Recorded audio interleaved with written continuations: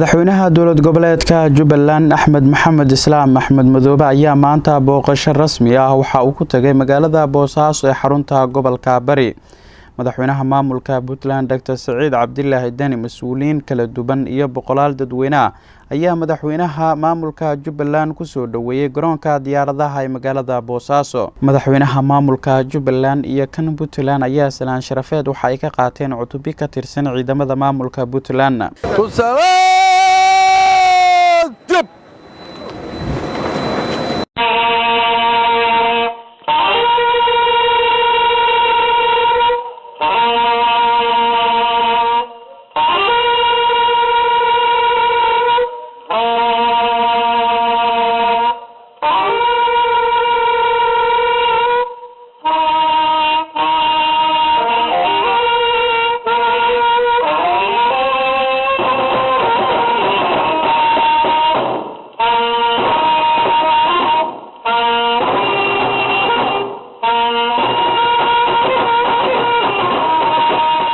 soo dhaweynta kadib shir jaraa'id oo ay si wada jir ah u qabteen madaxweynayaasha Puntland iyo Jubbaland ayaa waxa madaxweynaha maamulka Puntland Dr. Saciid Cabdilaahi Dani uu sheegay in booqashada madaxweynaha Jubbaland ee magaalada Boosaaso ay ka dhigan tahay in xiriir wanaagsan uu ka dhaxeeyo Jubbaland iyo Puntland kaas oo uu sheegay inay ka mid yihiin dhinacyada iskaashiga amniga iyo dhaqaalaha.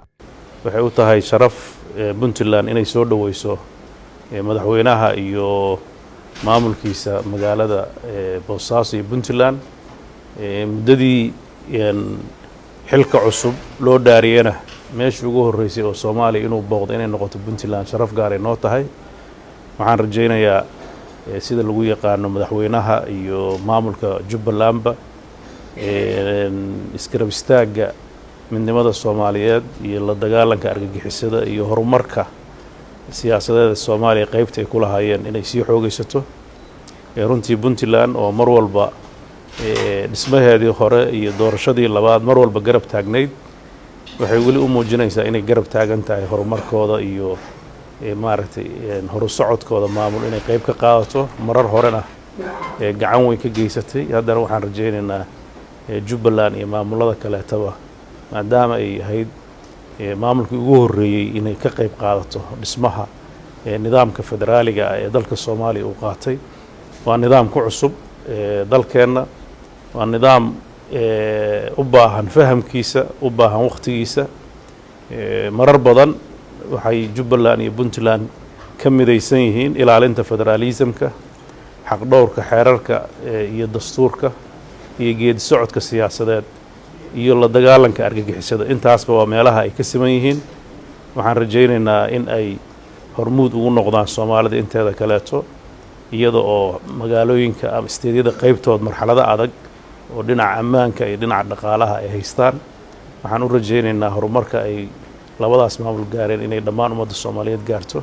madaxweynaha dowlad goboleedka Jubbaland Axmed Maxamed Islaam Axmed Madoobe oo dhinaciisa hadlay waxa uu sheegay in booqashadiisa magaalada Boosaaso ay ku tacalluqdo arrimo la xiriira inay ka wada tashtaan maamulka Puntland iyo maamulka Jubbaland arrimaha doorashooyinka iyo federaaleynta. booqasho rasmi ah aanan jecelahay insha Allah inaan ka wada hadalno danta guud ee Soomaaliya iyadoo Puntland ay tahay hooyadii federaalka, ilaaliyaha federaalka iyo systemkan maanta lagu jiray dowladnimada ay gundhigu ahayd iyo isteedyada kaleba inaan isweydiino bal maxaa dan guuda, maxaa tu gaaro labada isteed ka dhaxaysa, maxaa inala gudboonaan samayn karaa, xagee loo socdaa, talooyin badan oo aan isweydaarsan karno iyadoo annaga Jubbaland oo ogtiin inay idinkana dambeysay wax badan oo khibrad iyo waayo aragnimada ay uga baahannahay Puntland waliba magaaladan oo kale iyo ganacsigeeda iyo shaqadeeda iyo dekedaheeda iyo wax badan inaan rajaynaya inaan wax badan ka kororsan doono. warku wuu dambeyn doonaa haddii Ilaahay yidhaahdo. waxay ahayd inaan idiin mahadcelino soo dhaweyntii madaxweynaha iyo xubnaha kale ee reer Puntland oo dhan iyo gaar ahaan reer Boosaaso. waxaana rajaynayaa in kulankan uu noqon doono mid taariikhi ah sida ay u tahayba inaan Boosaaso aan soo gudubno inaan insha Allah wax kale oo si fiican ay ka sii noqon doonto. aad baan madaxweynaha idinku mahadcelinayaa iyo dowladda aadiyo Axmed Maxamed Islaam Axmed Madoobe ayaa dabayaaqadii sanadkii 2019 waxaa dib loogu doortay hoggaanka maamulka